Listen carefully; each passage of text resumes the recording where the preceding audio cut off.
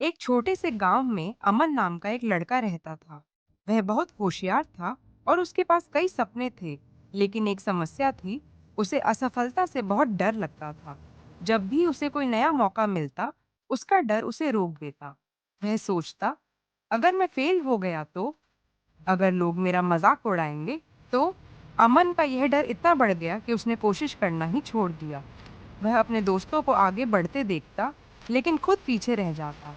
उसकी जिंदगी में कोई बदलाव नहीं आ रहा था, जब तक कि एक दिन कुछ ऐसा नहीं हुआ जिसने उसकी सोच बदल दी। एक दिन गांव में एक बुजुर्ग संत आए। उन्होंने गांव वालों को प्रेरित करने के लिए एक सभा रखी।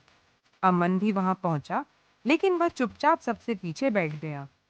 संत ने सवाल किया, अगर मैं आप सबको एक नया अवसर दूं, लेकिन इसमें थोड़ा रिस्क हो, तो कितने लोग इसे अपनाएंगे? पूरा गांव चुप था। किसी ने हाथ नहीं उठाया। संत मुस्कुराए और बोले, यही हमारी सबसे बड़ी समस्या है, डर।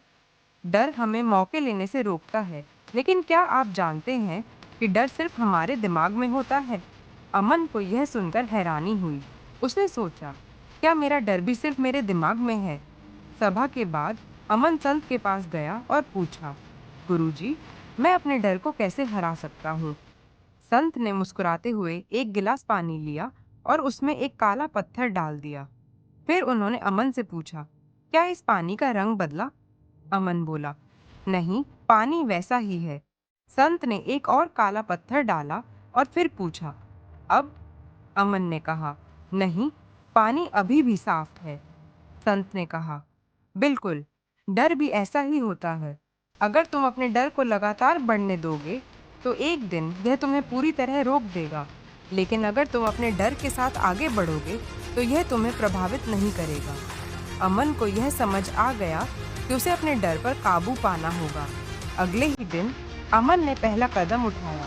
वह स्कूल में आयोजित भाषण प्रतियोगिता में भाग लेने के लिए नाम लिखवाने गया। हालांकि वह बहुत डरा हुआ था। जब मंच पर जाने की बारी आई, तो उसका दिल तेज धड़क रहा था। लेकिन उसने संत की बात याद की, डर को महसूस करो, लेकिन उसे रोकने मत दो।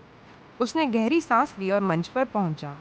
शुरू में उसकी आवाज कांप रही थी, लेकिन धीरे धीरे उसने आत्मविश्वास के साथ बोलना शुरू किया।